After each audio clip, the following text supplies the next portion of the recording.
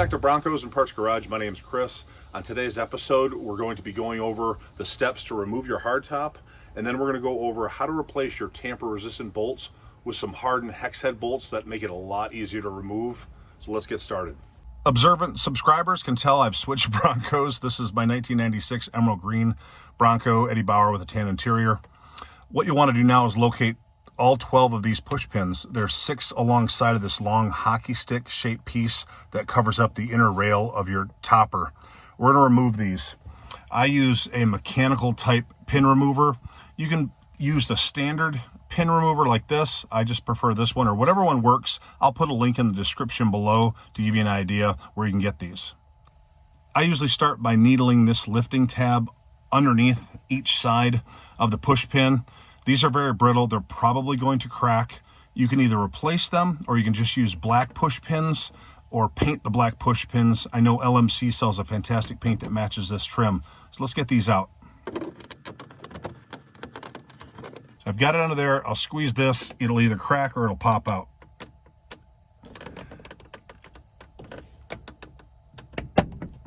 Okay, one down.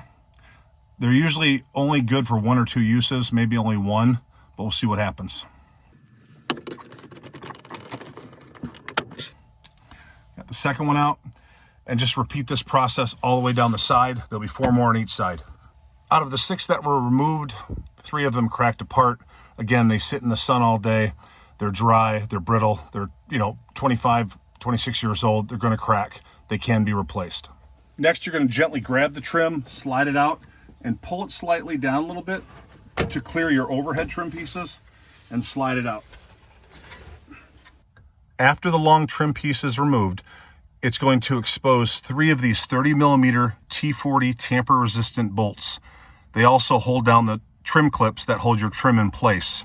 There's going to be 3 down the side, and there's going to be 1 going up the B pillar right here. You have a long bracket that'll come off, as well as a 60mm T40. We're going to remove those now.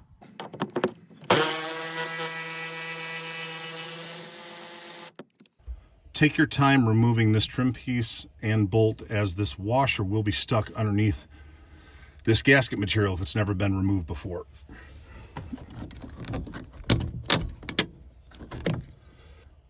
We'll take these 2 pieces and set them aside. Next, we're going to remove the rear vertical pieces. I'm sorry for the shading as I'm in the back of the vehicle right now, but this is held in with 2 push pins that slide into 2 little slots. So you'll want to grab this and pull it out. Don't pull it down, don't pull it up, just pull it out.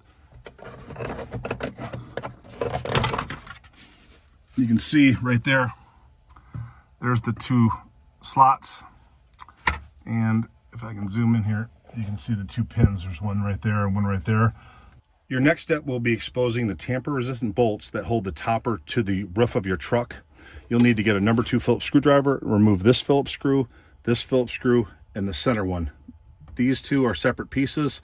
We're going to leave this one up since I'm only going to show you half of this project right now, because you'll just repeat the process on the other half of the truck.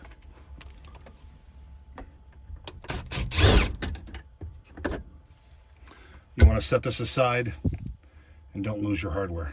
I usually stick it back in the hole so I know which screw went where. If you need any hardware, hit me up. My email is in the description below. I do sell little packets of these screws. I have tons of them.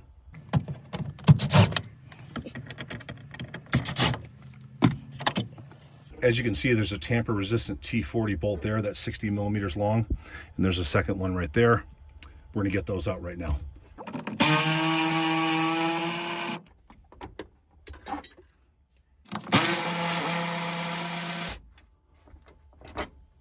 New for the 1992 to 1996 Ford Bronco was a rear shoulder harness for the seatbelt. To take the top off, you do have to disconnect this. It's a T50. It's not a tamper-resistant bolt. Let's get that out now.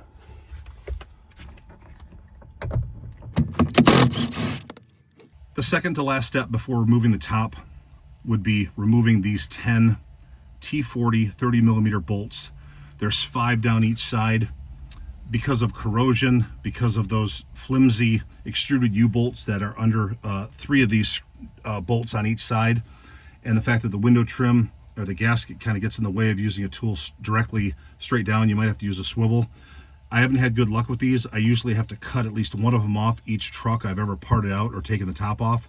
That's why we're going to do this project. That's why we're going to put in the hex head bolts. Let's see if we can get these off cleanly.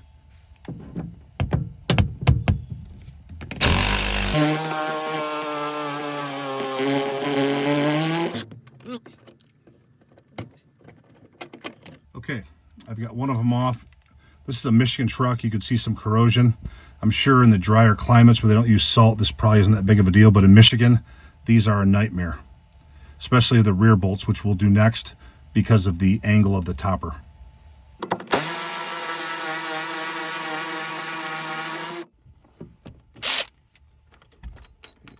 If you've been watching this far, please like, subscribe, and hit the notification bell so you can be alerted when I release new videos. I'd appreciate it. This bolt might be a little more challenging just due to the angle.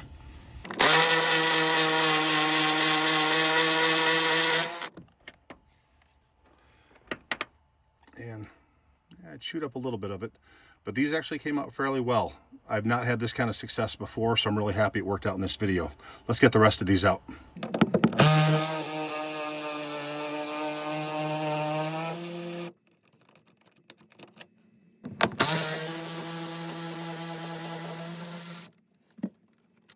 Okay, we've got one more step to go before you take this top off.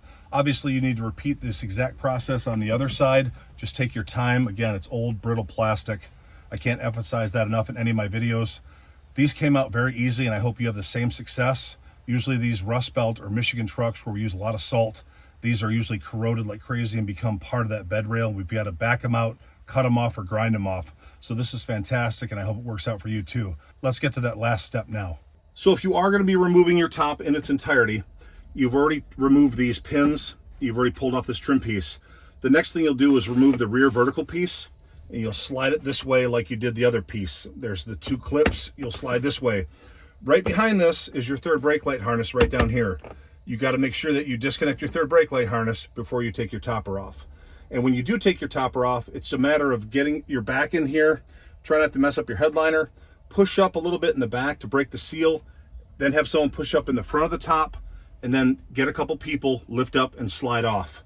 But don't forget to take off your third brake light harness. You don't want to be lifting this up, pulling it back, and having it snag and risk this top coming down, scratching your paint, or messing something up. When it comes time to reinstall your topper, this is the reason why I made this video. You can reuse your tamper-resistant bolts and deal with those, or you can add some hex head hardened hardware. Hex head hardened hardware, yes, I said that. You'll need 10 of these 30 millimeters, and you'll need 5 of the 60 millimeters and some washers.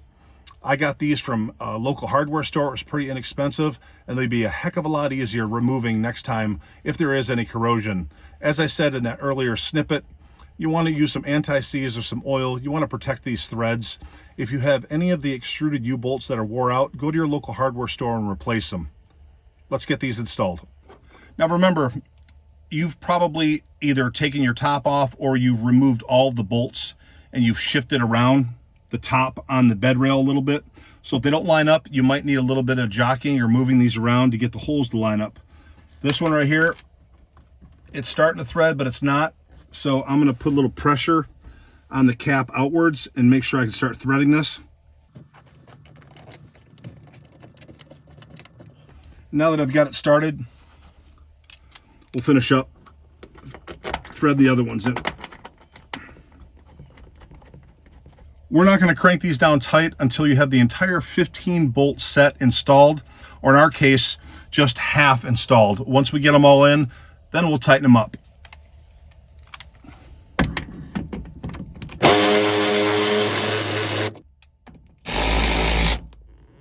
You want to make sure that you keep these clips straight, kind of keep this metal tab parallel with the edge of your topper. You don't want these crooked because you want to make sure your push pins line back up. Again, just snug enough to keep them in place. Let's get the rest of these in.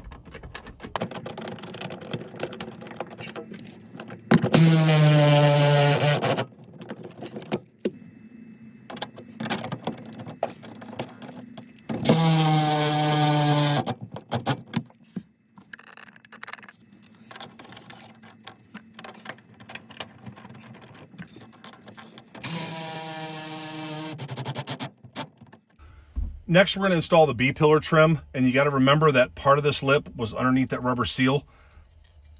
Use this guide right here to catch the edge of the topper.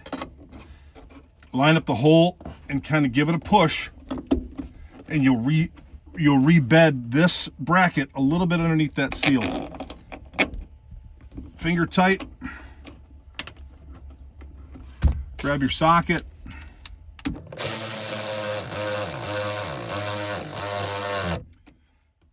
Let's get these last two 60mm bolts installed. They're going into blind holes right here and over here. So let's start them with our fingers. Make sure we catch the threads on those extruded U-bolts. That's in the center. And we'll start the other one.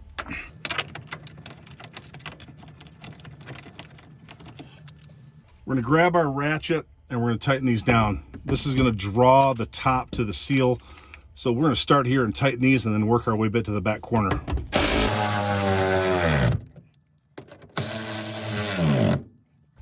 As we work our way to the back corner, make sure you keep this metal trim piece parallel with the topper. That'll keep this lined up to make sure it lines up the holes in your trim for your push pins. So these were kind of tight. I'm just going to snug them down.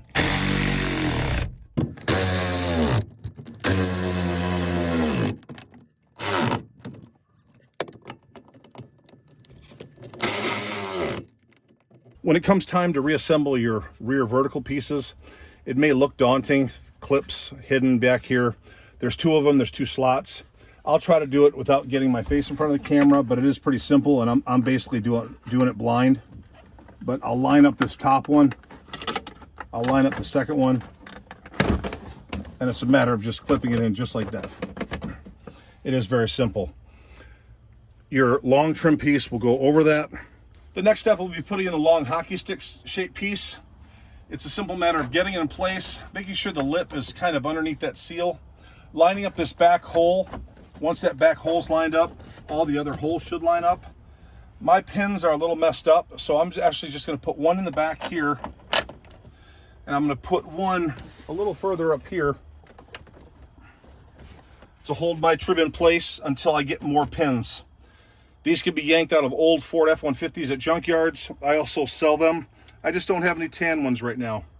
Working your way from the back of the vehicle to the front, the next thing you'll want to do is get your seatbelt reinstalled. And again, I finger tighten that. I get my T50. I've got an impact here, but you definitely don't need an impact. You don't want to crank this thing in too hard. Just get it tight.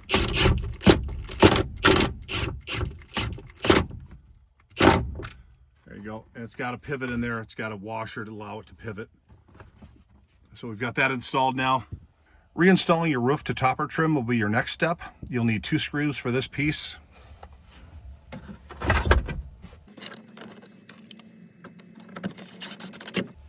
Don't go too crazy, tighten them. You don't want to crack the plastic. Next, you'll want to put your center cap in.